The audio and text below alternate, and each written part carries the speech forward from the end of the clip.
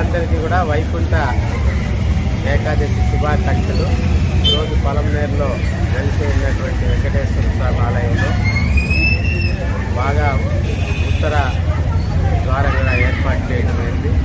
ప్రతి ఒక్కరూ కూడా ఈ అవకాశాన్ని సద్వినియోగం చేసుకుని దేవుణ్ణి ప్రార్థిస్తూ ఆయురారోగ్య ఐశ్వర్యాలు కలగజేయాలని, అందరికీ మంచి జరగాలని కోరుకుంటూ మరోసారి భక్తులందరూ కూడా వైకుంఠ ఏకాదశి వెంకటేశయ్య భక్తులకి అందరికీ వైకుంఠ ఏకాదశి శుభాకాంక్షలు.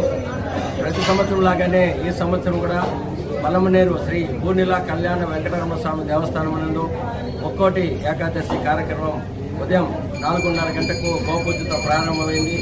అదేవిధంగా ఈ సంవత్సరం ప్రత్యేకంగా ఉత్తర ద్వారం ద్వారా శ్రీవారి యొక్క దర్శనం ఏర్పాటు చేయడం జరుగుతుంది.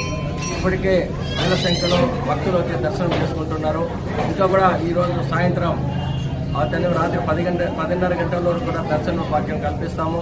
కావున భక్తులందరూ ఈ యొక్క కార్యక్రమంలో పాల్గొని శ్రీవారి కృపకు పాత్రలు కావాల్సిందిగా మరీ కోరుకుంటున్నాం. నమో వెంకటేశాయ.